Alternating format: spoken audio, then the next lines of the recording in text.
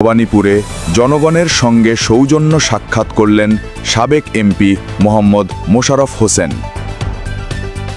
১ November ২০২৫ শনিবার। নন্দীগ্রাম প্রতিনিধি। বগুড়া জেলা বিএনপির ভারপ্রাপ্ত সাধারণ সম্পাদক ও সাবেক সংসদ সদস্য আলহাজ মোহাম্মদ মোশাররফ হোসেন নন্দীগ্রাম উপজেলার সদর ২ নং ইউনিয়নের ৭ নং ওয়ার্ডের ভবানীপুর গ্রামে সর্বস্তরের জনসাধারণের সঙ্গে সৌজন্য সাক্ষাৎ ও মতবিনিময় করেন। সকালে তিনি ভবানীপুরে পৌঁছলে স্থানীয় নেতাকর্মী ও সাধারণ মানুষ তাকে ফুল দিয়ে স্বাগত জানান। এ সময় উচ্ছ্বসিত জনতার স্লোগানে মুখরিত হয়ে ওঠে পুরো এলাকা। স্থানীয় বিএনপি, যুবদল, স্বেচ্ছাসেবক দল ও ছাত্রদলের নেতাকর্মীরাও উপস্থিত ছিলেন। সভায় মোশাররফ হোসেন বলেন, বিএনপি সবসময় জনগণের পাশে ছিল, আছে এবং থাকবে ইনশাআল্লাহ। এই দেশের গণতন্ত্র পুনরুদ্ধার ও জনগণের অধিকার ফিরিয়ে আনার লড়াইয়ে আমরা বদ্ধপরিকর।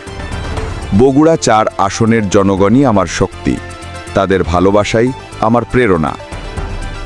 তিনি আরও বলেন, এই এলাকার উন্নয়ন, কৃষকদের ন্যায্য দাম, তরুণদের কর্মসংস্থান ও জনগণের মৌলিক অধিকার প্রতিষ্ঠার জন্য আমি সবসময় কাজ করেছি এবং ভবিষ্যতেও করে যাব।